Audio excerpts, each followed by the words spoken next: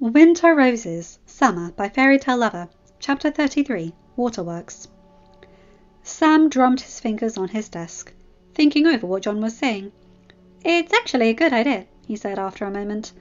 "We'll still be hard-pressed for money, but in the long run it's a sound and necessary investment, and one that will be cheaper the sooner we start it.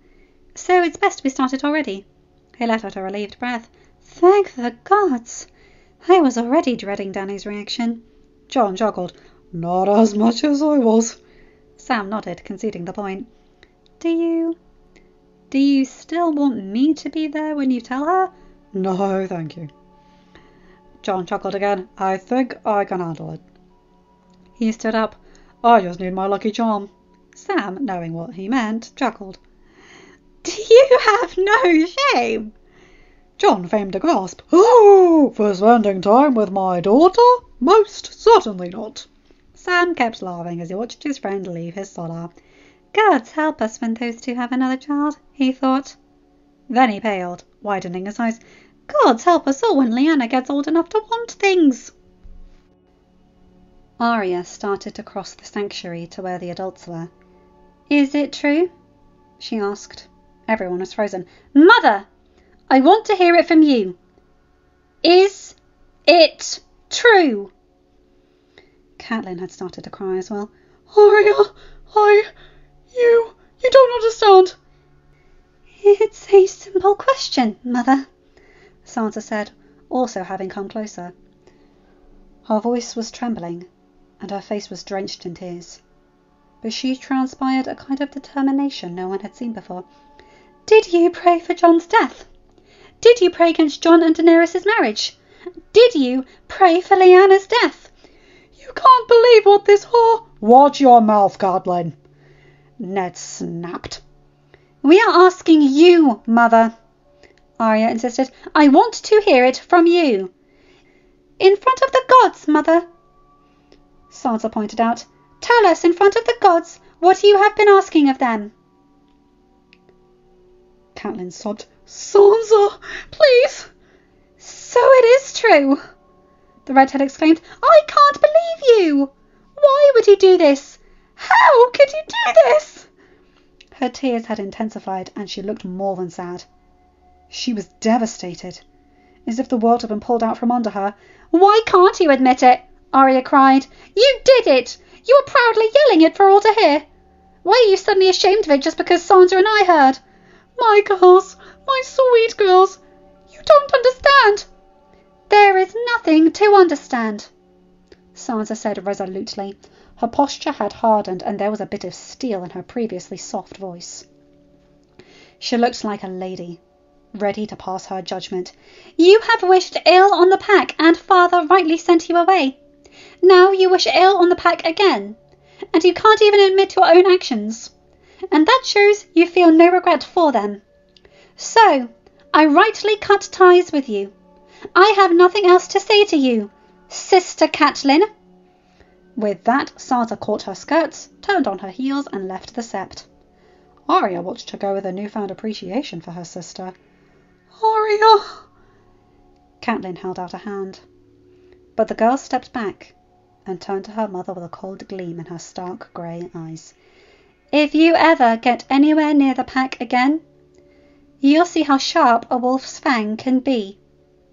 And with that, she followed behind Sansa. Ned nodded towards the side door, and Alan started to pull Catelyn in that direction, nearly dragging the unresponsive woman. Ned turned to Ella, upset with her red face, scratch marks, and undone hair. "Are you all right?" She nodded. "I'm sorry. I lost my temper." "Are you really?" he asked with a raised brow and a knowing, almost smile. She sighed. "I am sorry I lost my temper, and I am terribly, terribly sorry the girls had to watch it. But she deserved the slap, and that I do not regret. Besides, she started it. I sent Jory with the girls to avoid this." "I know," Ned exhaled. "Come on, let's get you cleaned up so we can get out of here." Ned had no idea how to fix her braids, but Ella was beyond caring, so she just started pulling all the pins from her hair, letting it cascade down her back. She pulled the collar of her dress back to rights, but there was no fixing the rip in the lace of her sleeve. I'd offer my cloak, my lady, but I don't think that would please you. Jory said. No, thank you, Jory. That would only make matters worse. Come on, I just want to go home. She then turned to Ned. What are you even doing here? I had thought to have a picnic by the river, he replied, but I don't think the mood is conducive to it now. Honestly, I just want to have peace and quiet. But let's ask the girls what they think and let them decide. They left the sept and found Fat Tom, Harwin, and the other 2 guards Ned had brought standing to attention next to the litter. Ned helped Ella inside, and then stuck his head into the tight space. Unlike she preferred, Sansa had the curtains drawn and was turned to the side, hiding her face. Arya was staring at the ceiling. Is everyone all right?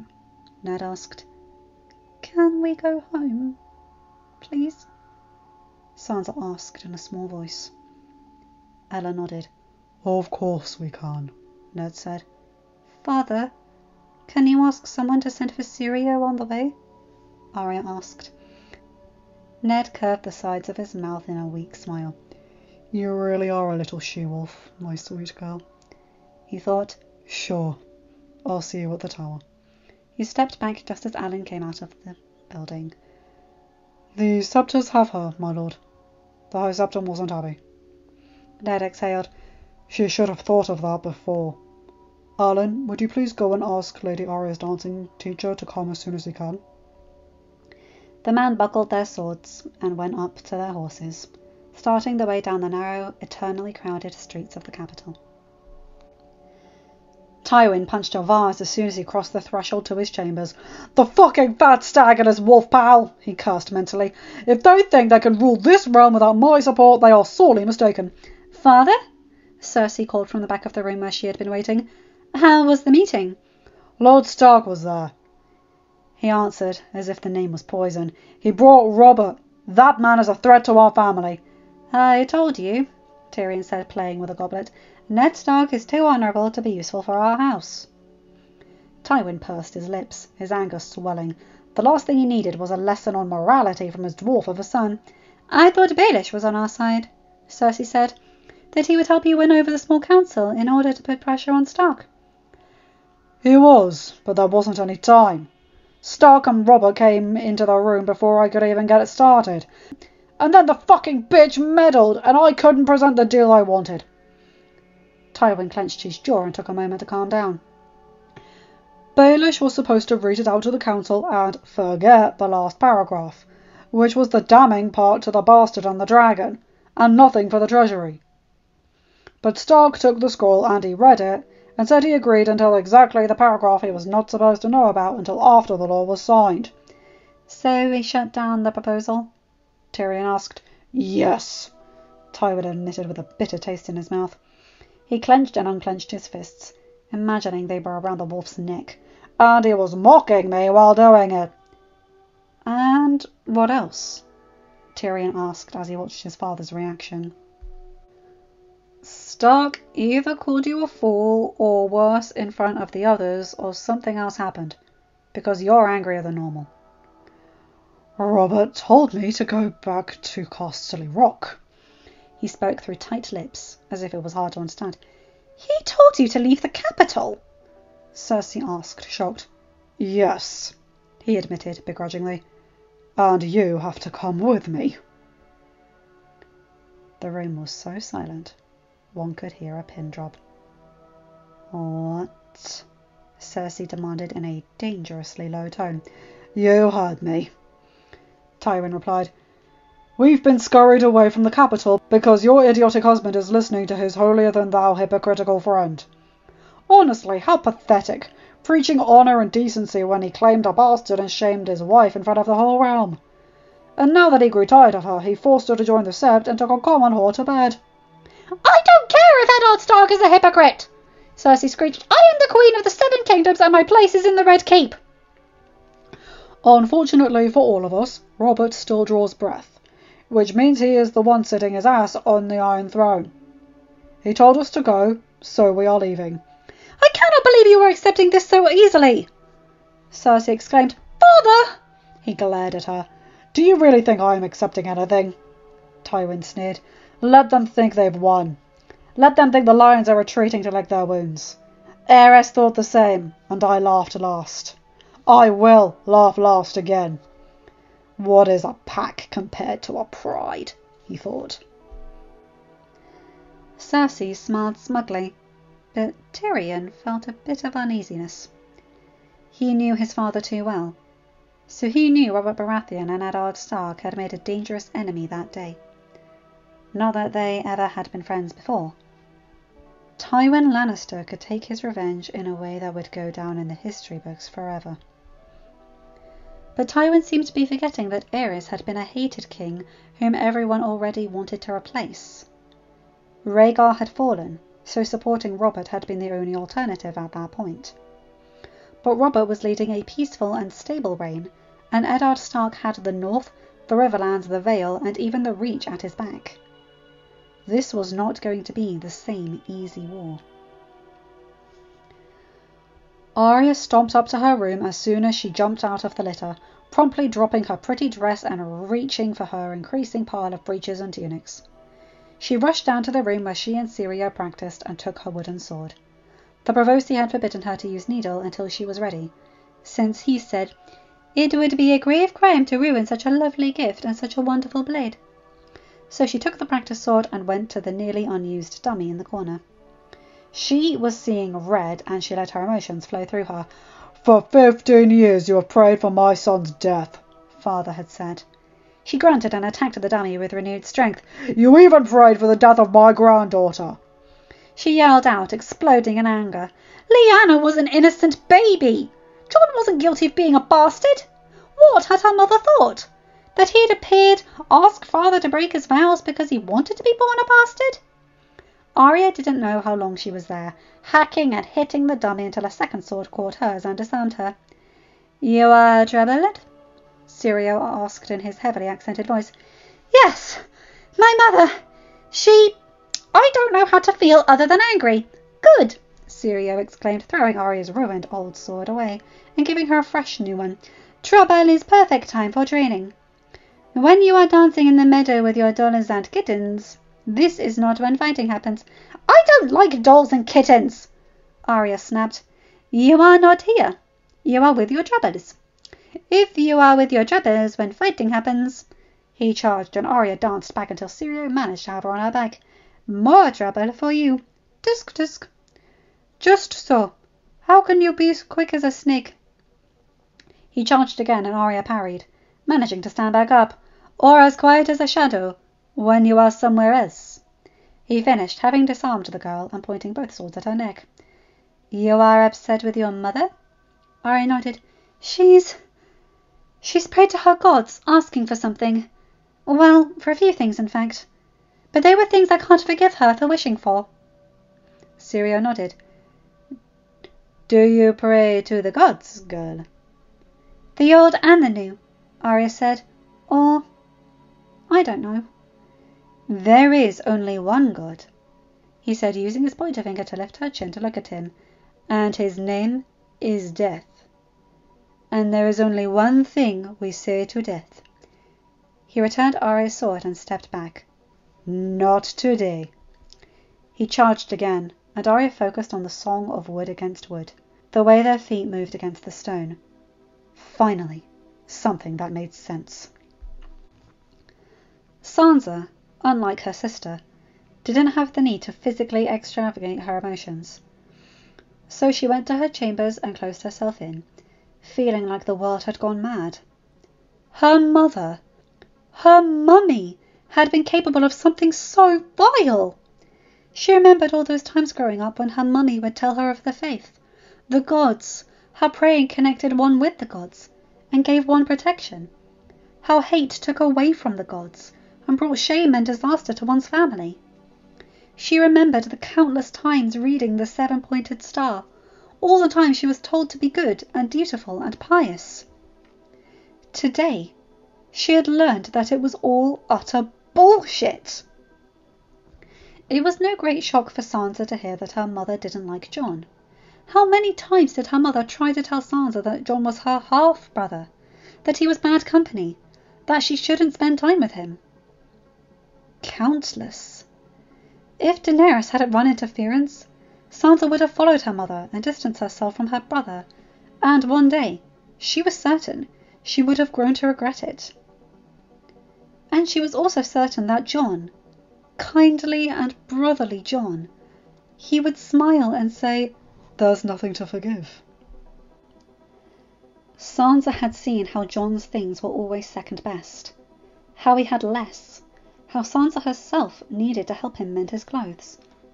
She had witnessed as her mother had punished Paul for bringing firewood and lighting fires. She had been to Jon's room several times, the small room they could barely fit in, and she remembered how Jon never had the fireplace on, despite the cold bite of summer snows. But to go as far as... Sansa shivered. "For 15 years you have prayed for my son's death," Father had said. Mother was a great lady, and had married into a great house. Of course she would have taken offence at her husband having a bastard, especially one that was younger than his heir. But to pray for his death? To pray against his marriage?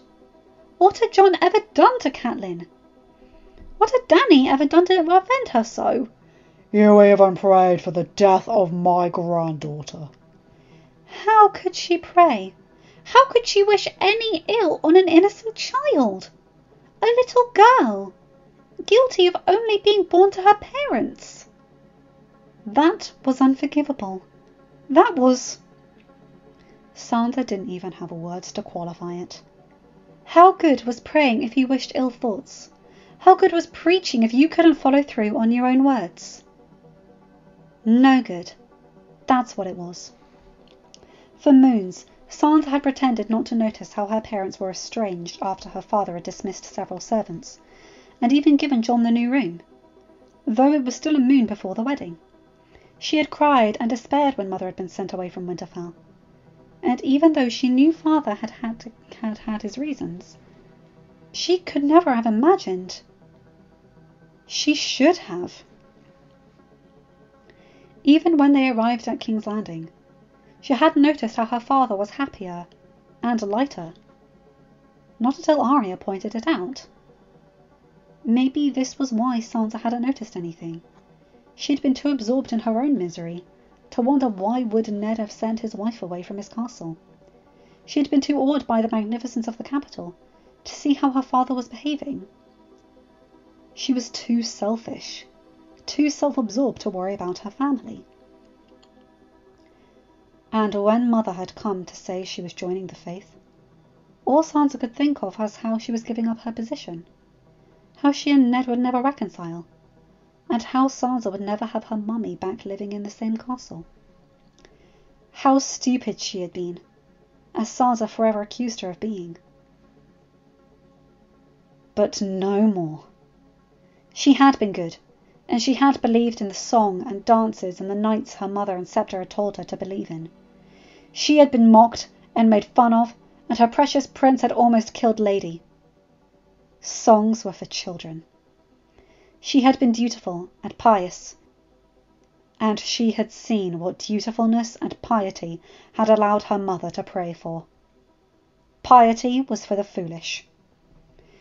She had been a perfect southern lady, and that had turned out to be the worst thing possible. She missed the freedom of Winterfell. She enjoyed riding astride like the northern ladies. Nothing of this complicated and bloody uncomfortable saddle she had had to endure the one time she had gone riding with the Queen. A ride that lasted less than an hour, unlike the long daily rides with Ella and Arya. Once, a long time ago, in Winterfell, her father had said, "My daughters are daughters of the North." The old, stupid Sansa hadn't appreciated it. Now she did. She pulled the dragonfly necklace from her neck and threw it away. I am a Stark of Winterfell. I'm a she-wolf. She remembered her father's warning when they had gotten to King's Landing. When the snow falls and the white winds blow, the lone wolf dies, but the pack survives. After all, Sansa thought, winter is coming, And the pack survives. Sitting back in the plush armchair in her chambers, Isla was sewing away another dress for Lyanna. The light coming through the open balcony doors was waning, so she'd soon need to move closer to the fire. But for now, it was still enough. Benjen chuckled as he got to the room. "What?" she asked. "You do know Danny hired a seamstress exactly to unburden you, right?" She shrugged. "It's a hobby.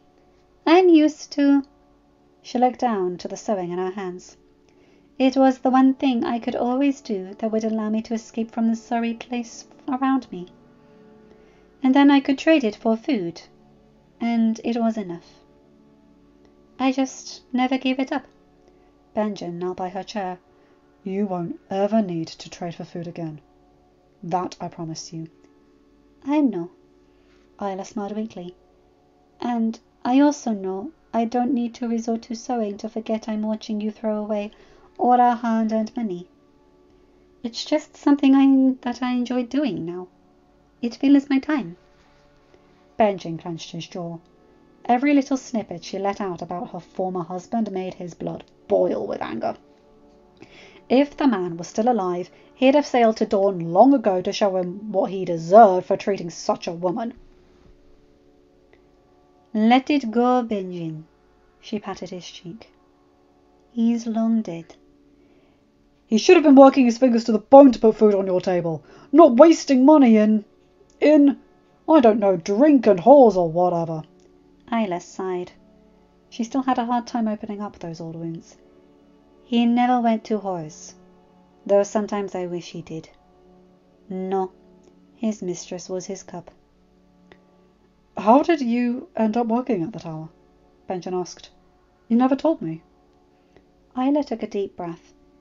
"His father was dying, and he was drinking more and working less. The cheese farm alone was not enough for his expenses, so we were going hungry. Then the news came that they were opening the tower for some visiting nobleman and looking for servants. I knew I would be able to have my meals there and get enough coin to last for a while. So I made a deal with a neighbor who had a few too many sons. 2 of them could have milk and cheese from the farm if they did the work. It was still more expensive than doing it ourselves, but better than the way Dirk was doing it." "And he just let you start working at a nobleman's castle? He doesn't sound like the type." Isla sighed. The story passed through her mind in a whirl, especially the event that had culminated in Dirk's and ultimately Raya's deaths. No, he wasn't the type. Benjen held in an eye roll, knowing it wouldn't be appreciated and also that she was done talking. Isla always closed up when the past was mentioned. He couldn't even fathom what it was like to lose a child. But he knew very well the pull of family. It must be an excruciating pain, and that's why he never forced her to talk. So he brought from behind his back the bunch of fire flowers he had been hiding. She smiled, taking the flowers with care. "You know these are my favorite," she said. He smiled proudly. "Exactly why I continuously bring them." She chuckled, amused, setting her sewing aside and bringing the flowers up so that she could smell them. The scent was familiar, like a candle burning or a day in deep summer, and it soothed her dark mind. When John came into the nursery, Lyanna and Mary were in the rug by the fireplace, playing as a maid filled the tub. "I was about to bathe her, my lord," the nanny said. "Oh, I can do that," John said, picking up his daughter, who, as always, was happy to see him, squealing and giggling. Mary gave him a sceptical look. "Are you sure?" "Of course. She's a baby. How hard can it be?" A few moments later he understood the nanny's skepticism. Lyanna, never one to sit quietly, didn't accept to wait calmly to be cleaned. Rather, she sat in the middle of the little tub, splashing her hands over the water and throwing it all around. If before only the hem of John's breeches were damp from the lake, now his whole front was wet. Even his curls were hanging wet over his eyes. Daenerys laughed as she came into the room. "Did a war break out and I was unaware?" Lyanna squealed louder, clapping her hands faster on the surface. John huffed, momentarily blinded by the splash. Well, it seems I'm losing. Danny laughed again. Come on, I'll take over. You should go to your own bath. Doria and Eerie are preparing a bath for me. You go ahead, and I'll take this messy girl. Lyanna brought her tiny hands from the bottom up, making a gush of water rise up again. John, now drenched, threw her a censoring look. You are a little brat, he accused, and she smiled a toothless smile, not even slightly abashed. Danny clenched her jaw to keep in a laugh as John reached for a towel, then took Lyanna from the tub and wrapped her in it. You're coming too, Danny, he yelled as he walked out of the nursery. Danny blinked, startled, before following her husband. John left the nursery and walked the short distance to the Lord's chambers, across the sitting room, and into the bathing chamber. Doria and Eerie, who had been inside, as Daenerys had said, quickly finished getting the bath ready. Eerie helped Danny undress, and once she was inside the pool, John gave her a highly entertained Lyanna. As the handmaidens left, John peeled his drenched breeches off and joined his wife and daughter. You were very naughty for your papa, Daenerys was admonishing her daughter. I'll show her how fun splashing around is, John exclaimed, sweeping his arms to the surface and making a wave rise over the girls. Danny gasped, but Lyanna squealed, waving her arms and feet around in a fit of giggles. I don't know how educative this is, John, Danny censored. He shrugged. She has enough time to learn how to be a lady. Then he reached for Lyanna, took her from Danny's arms, and engaged in a splash war, throwing her in the air and letting her submerge up to her chest. Later on, once the water was growing tepid, Danny was sitting on the bench, cradling a sleepy baby on her chest. All the energy they had spent splashing about. Lyanna would probably sleep soundly until morning. John came to sit next to his wife, eyeing the room around them. The water had splashed over the sides of the pool and gotten more than half the marble floor soaked. I'm sorry about the mess. She smiled. You should say that to the servants, not me. Leia had fun. John shrugged, as if that was all the justification he needed. Daenerys chuckled, shaking her head. Oh, my dearest girl. May the gods help us once you realize how tightly you have your papa wrapped around your cute little fingers. Lyanna, half asleep already, reached out and took John's hand, pulling it to pillow her head. Da-da, she mumbled, settling against Danny. The parents looked at her, shocked, but she seemed unaware of what she had done. Already asleep. End of chapter. Hi guys, hope you enjoyed that one. I really like this chapter for several reasons. I like that Arya and Sansa have different ways of dealing with their emotions. We already know it, but this is a brilliant way to sum it up. Sansa needs to cry out her frustration, while Arya needs to let it out through physical means. I appreciate that. I sort of do half and half. For me, crying is very cathartic, but when I'm anxious, I have way too much energy. And also that bit with Leah's first word. She said, Dada. Oh, that's so cute. I like that. And, of course, Sansa's growing up. It's like she says in Littlefinger's trial in Season 7.